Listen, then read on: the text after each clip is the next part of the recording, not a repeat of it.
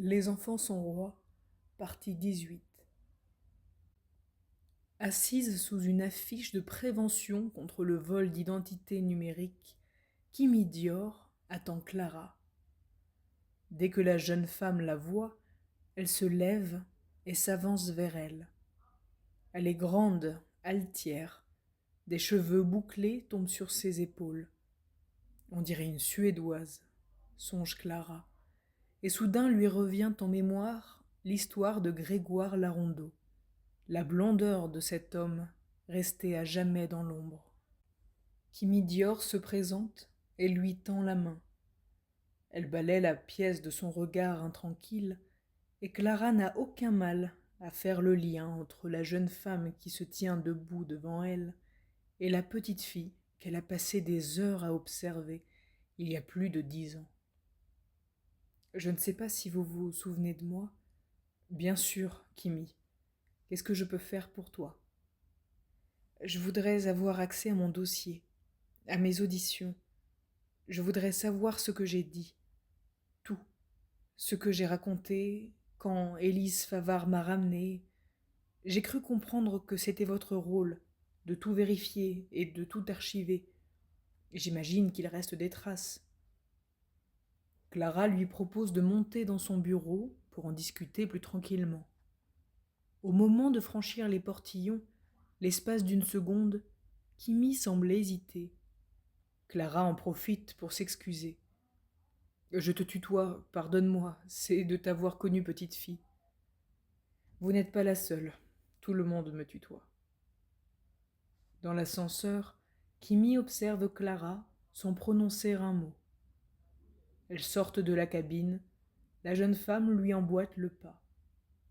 Dans son dos, elle entend ses Doc Martens qui martèlent le sol dans un bruit sourd, et elle est sûre d'une chose, Kimi Dior n'a pas fini de régler ses comptes.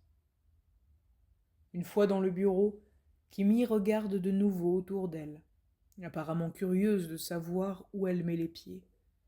Peu d'indices, à vrai dire.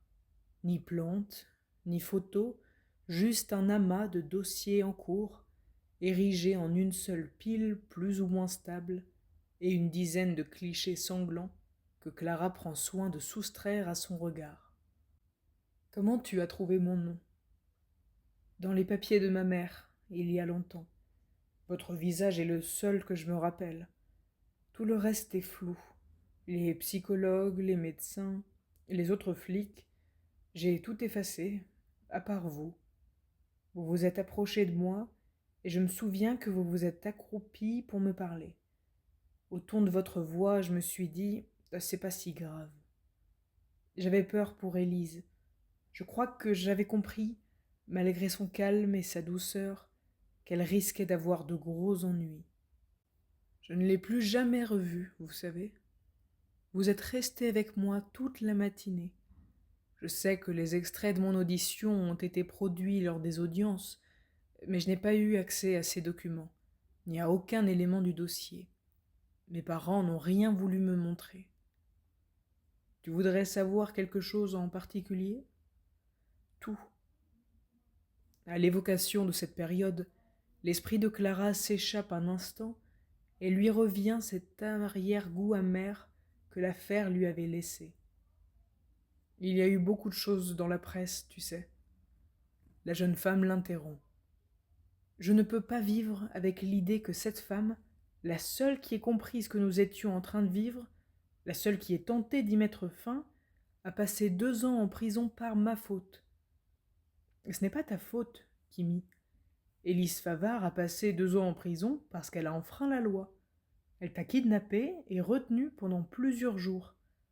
Plus tard, il a été établi qu'elle n'avait pas utilisé la contrainte physique et qu'elle n'avait aucune intention crapuleuse. Elle s'est rendue d'elle-même, les juges en ont tenu compte. Tu n'as aucune raison de t'en vouloir, tu peux me croire. Son témoignage a contribué, au contraire, à alléger sa peine. Elle encourait beaucoup plus. Vous en êtes sûr? Oui. Dans mon souvenir, vos 2 récits concordaient parfaitement, cela a joué en sa faveur. J'ai lu les journaux. le récit de l'enlèvement et celui de ma captivité, comme il disait. Mais ce qui me sidère, c'est que personne ne se soit demandé si je n'étais pas soulagée de passer quelques jours à l'abri, sans être filmée du matin au soir, et sans que ma vie soit racontée heure par heure à toute ma classe, à mon école, et à des centaines de milliers de gens que je n'avais jamais vus. La colère provoque des petites décharges sous la surface lisse de son visage. Si, Kimi. Cette question a été évoquée lors du procès, notamment parce qu'Élise Favard avait interprété un certain nombre de signes de ta part comme des signes de fatigue, voire de détresse, mais on m'a ramené chez moi. C'est vrai. Vous savez ce qui s'est passé après ? De peur de rompre la parole de la jeune fille, Clara se contente d'un signe négatif de la tête. Ma mère a attendu, le temps que ça se tasse, le temps que les médias s'intéressent à autre chose. Elle a laissé passer Noël, et puis l'hiver tout entier. Pendant quelques semaines, quelques mois, on n'a vécu une sorte de parenthèse. C'était étrange, vous savez, d'avoir le temps. Avoir le temps de s'ennuyer, avoir le temps de se demander ce qu'on va faire, avoir le temps de ne rien faire du tout. Ma mère le vivait mal. Elle avait une peur panique d'être oubliée. Devenir invisible, ça voulait dire disparaître. Vers le mois de mars, je crois, elle nous a proposé un Yes Challenge pour s'amuser. Non pas s'amuser entre nous, dans l'intimité, comme la plupart des familles, non. S'amuser et filmer, gagner du fric en s'amusant. Avant l'enlèvement, notre dernière vidéo de ce genre avait été vue 20 millions de fois. Les gamins qui nous regardaient adoraient ça. Vous imaginez, pendant une journée, voir des parents qui disent oui à tout ? C'est le rêve de n'importe quel gosse. Sans parler du retour de la pauvre petite fille kidnappée. Le scénario était en or, et c'était le buzz assuré. D'ailleurs, à peine postée, la vidéo a battu tous nos records. Elle marque une pause, comme si elle souhaitait que Clara se représente les faits, puis elle reprend. Alors on a recommencé. D'abord une petite story de temps en temps, pour rassurer les fans. Mais oui, mes chéris, Kimi va très bien, et elle vous fait plein de poutous bisous. N'est-ce pas, mon petit chat, tu fais de gros poutous bisous.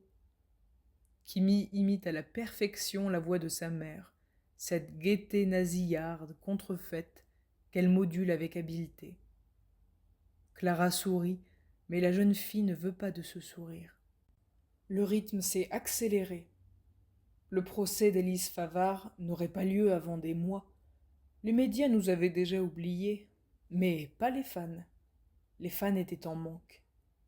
Vous croyez que je pouvais dire à ma mère « Sors de ma chambre avec ton putain de téléphone et tes putains de chéris, dont certains se branlent sur ces belles images que tu partages avec le monde entier. » Non, c'est clair, un enfant ne parle pas comme ça, ne pense pas à ça. Mais aujourd'hui, j'ai 18 ans et je parle comme ça. La moitié des gens que je rencontre croient savoir mieux que moi qui je suis. Et si, par chance, ils m'ont raté, il leur suffit de 4 clics pour me trouver en culotte ou en tutu, en train de manger des chips sans les mains, à même la table, comme un animal. Le visage de Kimi s'est durci. Vous pensez qu'un enfant de 2 ans, 4 ans, 10 ans peut réellement vouloir ça ? Qu'il se rend compte de ce qu'il fait ? Clara ne bouge plus. Elle ne lâche pas la jeune fille des yeux. Qui d'entre vous a continué à regarder à pied récré une fois que je suis rentrée chez moi ?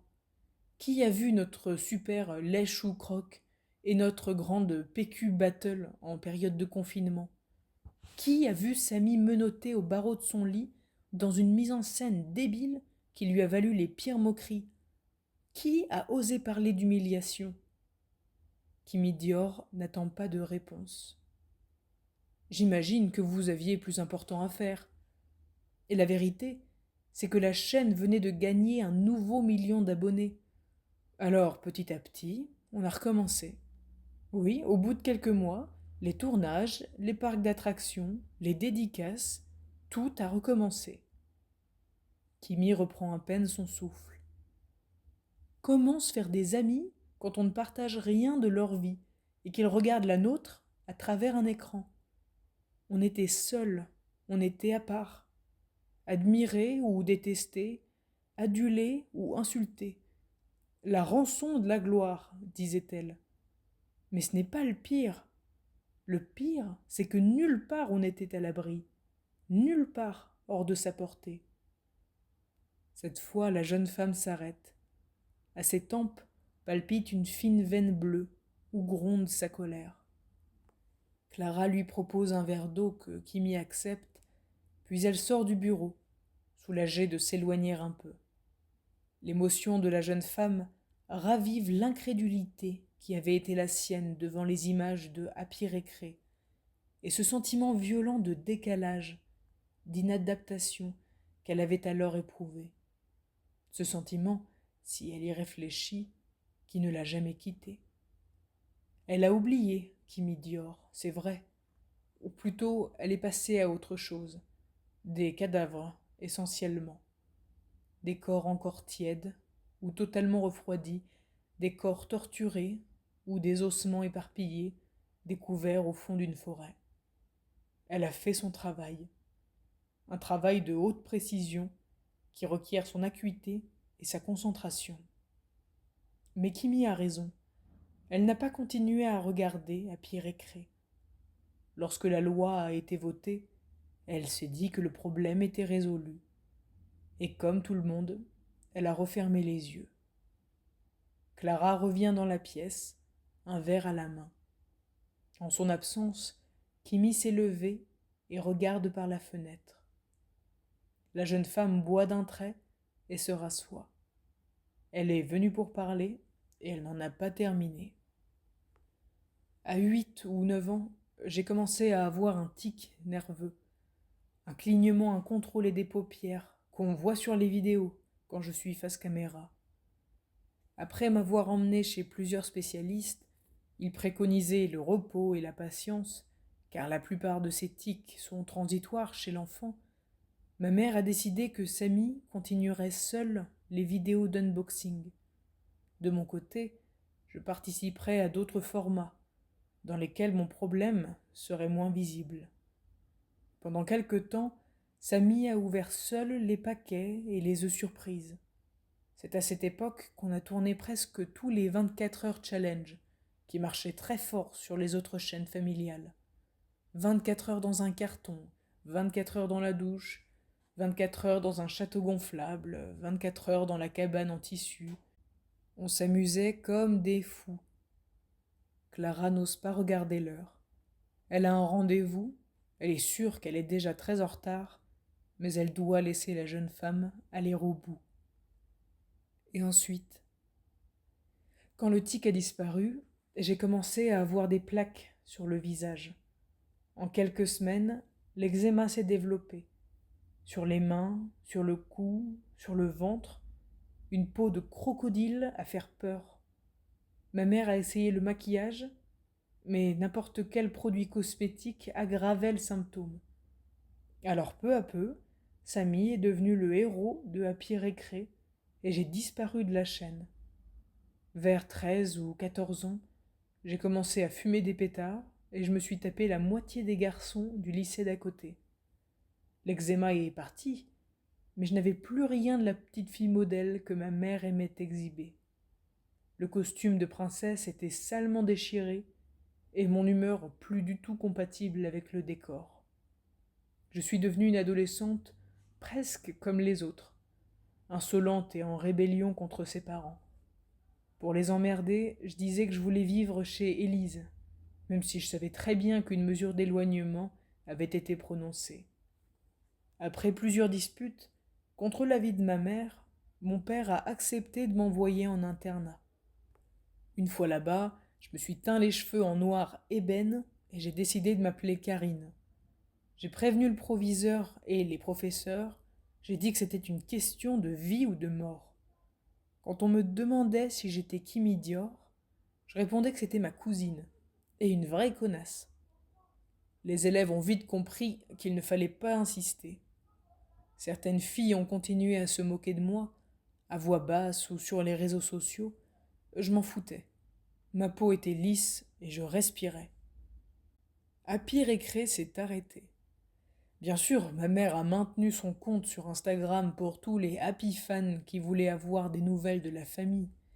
Et elle a continué à raconter sa vie rêvée, embellie par les filtres et les pluies de paillettes. Puis il y avait Samy. Il avait sa chaîne à lui, qui marchait de mieux en mieux.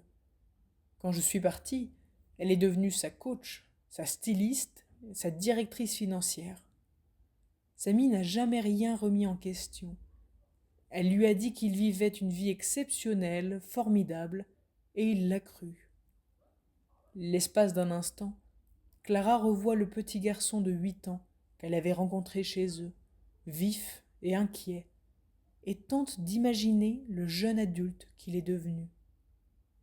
Et Samy, il va bien ? Kimi marque un silence avant de répondre. Je ne sais pas. Je ne sais pas où il est, ce qu'il fait. À l'époque où j'étais en internat, on se voyait peu. Quand je rentrais le week-end, on se croisait, on se parlait pas. C'est triste à dire, mais on n'était pas dans le même camp.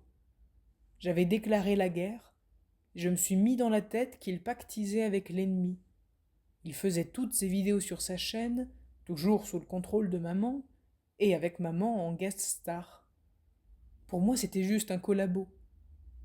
On s'est éloigné, il a eu de gros partenariats avec des marques, des tas de projets avec d'autres influenceurs. Ça marchait vraiment pour lui. Il est venu vivre à Paris pour être là où les choses se passent. Maman suivait son activité de près. Elle relisait ses contrats, le conseillait. Même à distance, elle restait présente. Quand je suis arrivée à Paris, j'ai appelé Samy. Il m'a donné rendez-vous dans un café. Et j'ai tout de suite vu que c'était cassé, entre nous. C'était devenu si difficile de parler avec lui. Je me suis dit qu'il m'en voulait d'avoir abandonné le navire, de m'être désolidarisée. J'ai même eu l'impression qu'il se méfiait de moi. Pourtant, nous avions été tellement proches, vous pouvez pas savoir. C'était mon grand frère, je l'adorais, je l'admirais. Ça m'a rendue très triste. Loin de nos parents, je croyais qu'on pourrait se rejoindre, retrouver notre complicité. C'est le contraire qui s'est passé, et je l'ai perdu pour toujours. Elle reprend son souffle, puis poursuit sur un ton plus bas, plus grave. Il y a 1 an environ, il a tout arrêté. Au sommet de sa notoriété, comme ça, du jour au lendemain. Il n'est plus sur aucun réseau social, il a supprimé tous ses comptes. Il ne reste plus que les vidéos de Happy Récré, parce que ma mère a gardé la main. Samy a déménagé, changé de numéro de téléphone, j'ignore où il est. Personne ne le sait. Je ne vois plus mes parents non plus. J'écris à mon père de temps en temps, un court mail pour donner des nouvelles. Il me répond dans la demi-heure, il s'inquiète de savoir comment je vais, il me demande quand je viens. Parfois, après toutes ces années, j'ai l'impression que mon père commence à douter. Au détour d'un mot, d'un souvenir, entre les lignes, je devine ses regrets ou son chagrin. Il y a longtemps que je ne suis pas retournée dans le sud. Kimi s'interrompt et regarde autour d'elle, comme étonnée d'être encore là. Puis d'une voix soudain plus faible, elle ajoute : « Vous savez, au fond, ma mère, elle a eu ce qu'elle voulait. À jamais, pour toute une génération, elle est, et elle restera, Mélanie Dream, la mère de Kim et Sam. Mais Samy, je ne sais pas s'il est heureux. » Le silence qui suit est aussi intense que son récit. La tristesse a pris possession de son visage. Sous la peau, l'émoi circule en petits influx électriques qu'elle contient avec difficulté. Clara regarde sa montre. À l'heure qu'il est, elle devrait déjà être à l'institut médico-légal pour l'autopsie d'un garçon retrouvé la veille dans une mise en scène de suicide peu convaincante. Cette fois, elle doit vraiment mettre fin à l'entretien. « Je suis désolée, Kimi, je dois y aller. Je vais voir ce que je peux faire. Je ne peux rien te promettre, mais je te rappellerai. » La jeune fille s'assombrit. Elle regarde le papier et le stylo tendu par Clara, comme s'il venait d'être exhumé d'une fouille archéologique, puis comprend qu'elle doit laisser ses coordonnées. Lorsque les portes de l'ascenseur se referment sur la longue silhouette de Kimi Dior, à voix basse, Clara prononce cette phrase, aussi limpide que celle qui la réveille encore parfois la nuit. C'est son frère qu'elle est venue chercher.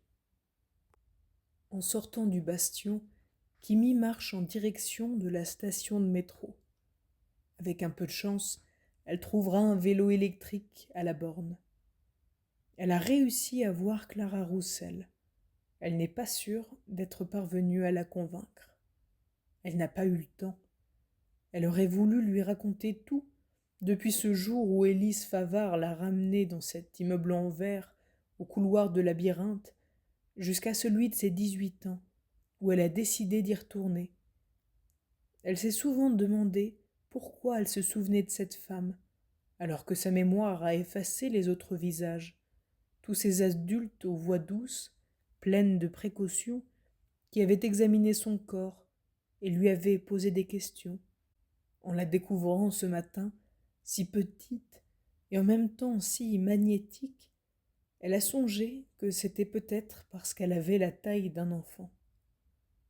Elle aurait voulu rester toute la journée dans ce bureau.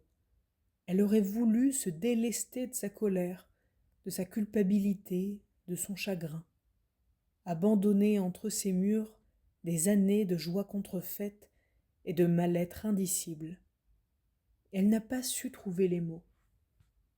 Quand elle cherche les moments doux de son enfance, c'est toujours à Samy qu'elle pense. C'est à lui qu'elle revient, son grand frère. Quand elle se faufilait dans sa chambre, une fois qu'ils étaient couchés, pour lui dire un vrai bonne nuit. Quand il lui racontait les histoires de Scotch, ce petit garçon invisible qu'il avait inventé. Quand il prenait sa défense, parce qu'elle oubliait son texte ou qu'elle refusait de mettre un tutu rose. Certains jours, lui seul pouvait la convaincre de porter le costume qu'elle refusait d'enfiler. Quand il lui laissait la plus grosse part de tarte ou de gâteau. Et ces jeux qui n'appartenaient qu'à eux, ne pas marcher sur les lignes du trottoir, compter les voitures électriques, cacher Doudou sale dans un endroit introuvable pour qu'il échappe au lave-linge. Un jour, à l'époque où elle avait des tics, parce qu'un garçon de l'école s'était moqué d'elle devant plusieurs élèves, Samy s'était battu. Pendant longtemps, ils avaient réussi à maintenir leur univers à eux, hors champ, et leur propre langage. Ce petit monde de frères et sœurs, en version codée, dont leurs parents ne savaient rien. Mais peu à peu, Happy Récré avait grignoté leur jeu, leur espace vital, imposant son style, ses mots, ses gimmicks 100 fois répétés. Happy Récré avait gagné. Samy avait toujours répondu aux désirs de leur mère, sans jamais s'opposer. Il était le fils parfait, le fils à sa maman. Toujours d'accord, toujours partant, il travaillait dur, ne se plaignait pas. À mesure que Kimi s'était dérobé, il était devenu plus docile. À mesure qu'elle avait affirmé sa rébellion, il avait multiplié les preuves de son adhésion. Parce qu'elle disait non, il disait oui, et parce qu'il disait oui, elle pouvait dire non. Tout au long de ces années, il avait encaissé les insultes, les parodies et les surnoms. Des vagues de haine et de sarcasme. Il n'avait jamais riposté, comme si rien ne pouvait le faire douter. Il expliquait à qui voulait l'entendre qu'il construisait son avenir, qu'il serait célèbre et gagnerait beaucoup d'argent. Elle en avait voulu à son frère d'être l'enfant modèle. Elle l'avait détesté pour son obéissance. Elle n'avait pas pris la mesure de ce qu'il assumait, de ce qu'il compensait. Aujourd'hui, elle l'a compris. En lui laissant le terrain de la révolte, il lui a offert la possibilité de la fuite. Santiago Valdo a acquis récemment un logiciel de reconnaissance vocale dont les performances, il doit bien l'admettre, sont assez saisissantes. Le micro est si puissant qu'il peut marcher dans son bureau tout en dictant son exposé. D'un simple vocable, il peut ouvrir des archives ou des documents complémentaires au cours de sa dictée, rechercher des citations ou des illustrations. Le logiciel lui signale les répétitions, les éventuelles fautes de syntaxe ou d'accord et lui suggère même des solutions. Santiago rédige depuis quelques jours un article sur le développement du homing, une tendance de fond conceptualisée par un sociologue américain. À mesure qu'il énonce ces phrases, il les regarde apparaître sur la page blanche, comme par magie, sans erreur et sans aucune faute d'orthographe. S'il veut corriger, il lui suffit de prononcer retour arrière et le nombre de lettres ou de mots concernés. Tout en faisant les 100 pas, il tente d'élaborer sa conclusion. On peut désormais vivre d'autres vies que la sienne depuis son canapé. Il suffit de s'abonner à une plateforme payante, de choisir sa formule, plus ou moins immersive selon le matériel dont on dispose, et de se laisser guider. Le marché est en pleine expansion. Si, dans l'offre des vies par procuration, la réalité virtuelle rencontre un succès non démenti, pour quelques euros, on peut passer 24 heures dans une villa sur pilotis aux Maldives avec un excellent rendu des couleurs. La real story, dite aussi home télé-réalité, occupe une part de marché de plus en plus importante. Plus de 2000 vies réelles, anonymes ou célèbres, sont actuellement proposées sur le catalogue de Share the Best. Hommes et femmes célibataires ou en couple, tout genre et orientation sexuelle représentés, familles plus ou moins nombreuses, retraités, des forfaits à tarifs préférentiels permettent de vivre 2 ou 3 vies à la fois. Beaucoup de gens, il s'interrompt pour rectifier. Retour arrière, 3 mots. Il réfléchit un instant, puis reprend sa dictée. De plus en plus nombreux, de jeunes adultes ne sortent plus de chez eux. Ils travaillent à distance ou ne travaillent plus. Ils ne vont plus au théâtre, ni au cinéma, ni même au supermarché. Ils consomment des produits alimentaires, cosmétiques, électroménagers, culturels, livrés à domicile et communiquent à travers des interfaces ou des jeux vidéo de plus en plus sophistiqués. À ce prix, ils se sentent en sécurité. Il s'arrête, se dit qu'il terminera plus tard. Il doit prendre un peu de hauteur, trouver une conclusion plus percutante. Les pathologies qu'étudie Santiago, liées à une surexposition précoce sur les réseaux sociaux, apparaissent à l'adolescence ou de manière plus fréquente au moment de l'entrée dans l'âge adulte. L'addiction en est l'un des principaux symptômes. Essentiellement comportementale, jeux, internet, elle se déplace également vers des substances psychoactives, alcool, drogue. Les troubles addictifs peuvent survenir lorsque le sujet a le sentiment que son audience ou sa surface médiatique s'amenuise. Tout se passe alors comme si celui-ci, privé de sa dose de gratification, nombre de vues, de commentaires et de signes divers d'adhésion, compensait ce manque par une autre substance dorénavant plus accessible. Mais ils surviennent également à l'apogée de la notoriété, afin d'apaiser l'anxiété que cette dernière suscite et l'isolement qu'elle provoque dans certains cas. Par ailleurs, d'autres troubles psychiatriques, jusqu'ici observés sur le continent américain, sont désormais décrits en Europe et suscitent de nouvelles recherches, dont Santiago, entouré d'une vingtaine de collègues universitaires et praticiens hospitaliers, s'est affirmé comme l'un des chefs de file.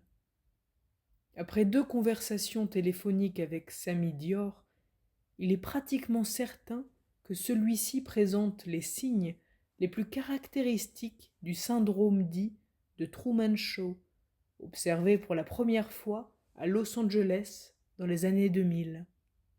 Quelques cas ont été évoqués en Europe de manière concomitante, sans toutefois faire l'objet de publications universitaires. Le syndrome, autrefois considéré comme révélateur d'un trouble psychiatrique non diagnostiqué, délire paranoïaque, schizophrénie, bipolarité, est aujourd'hui observé comme une pathologie à part entière. Il tient son nom du film de Peter Weir, sorti en 1998, dont Jaco le Cacou résume ainsi l'intrigue. The Truman Show raconte l'histoire d'un garçon qui découvre, à la veille de ses 30 ans, qu'il est filmé depuis le jour de sa naissance et vit entouré de comédiens. Sa femme et son meilleur ami portent une oreillette et sont payés pour lui donner la réplique, et toute son existence est orchestrée par le démiurge fou qui pilote le programme. À son insu, Truman Burbank est le héros internationalement connu et adulé d'une grande émission de télé-réalité. Tombé amoureux d'une figurante, il décide de fuir pour rejoindre le monde réel. Santiago travaille depuis longtemps sur ce sujet. Les patients atteints du syndrome de Truman Show sont persuadés d'être filmés en permanence et que chaque minute de leur vie est retransmise quelque part. Dans une émission de télé-réalité virtuelle, sur une plateforme de partage, dans les profondeurs du Darknet, tout leur entourage est rendu complice de cette machination.